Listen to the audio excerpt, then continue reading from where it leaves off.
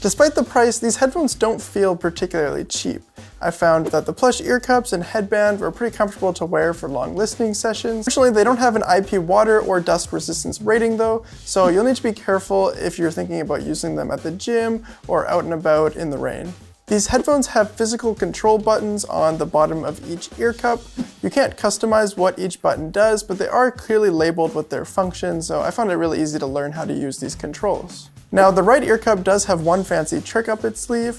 When you put your entire palm on the outside of the ear cup, it automatically enables transparency mode. So if you want to quickly talk to someone, you just hold your hand over your ear and the ambient pass-through mode is enabled so you can hear what's going on around you. Now, unfortunately though, this doesn't pause your music at the same time, so I didn't find it super useful, but in some situations it's helpful to quickly hear what's going on around you. The Soundcore app unlocks a bunch of additional customization options for these headphones. So within the app, you'll find a custom equalizer that you can use to adjust the sound of the headphones. There are also noise cancelling controls within the app, so you can switch the noise cancelling to be for either transport, indoor, or outdoor mode. The Anker Soundcore Q30 uses Bluetooth 5.0 to connect to devices.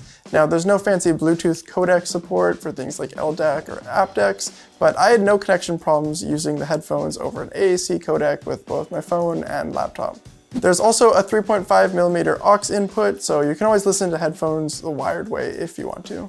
In our battery testing, the Anker Soundcore Q30 headphones lasted an impressive 46 hours and 35 minutes on a single charge. So really, you only have to plug in these headphones maybe once a week and you'll be good to go.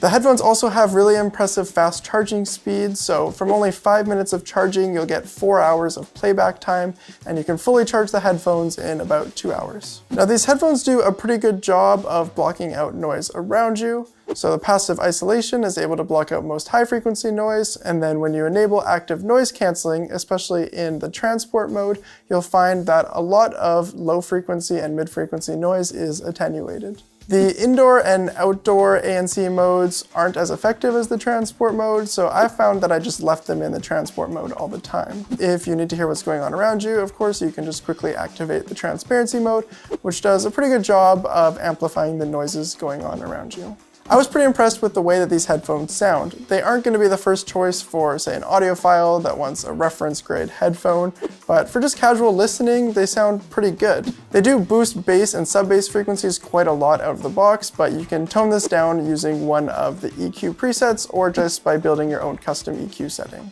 In our multi-dimensional audio quality scores analysis, these headphones scored a 3.9 out of 5, which is pretty good for a budget headphone. In particular, these headphones scored highly when it comes to immersiveness, so they do have a pretty wide soundstage. Now, you're not going to get the same amount of clarity and detail that you would get from more expensive studio headphones, but at this price for wireless headphones, I'm not complaining. The headphones do have microphones on them, so you can take calls on the go. As long as you're in a relatively quiet environment, the person on the other end of the line should have no problem hearing what you're saying.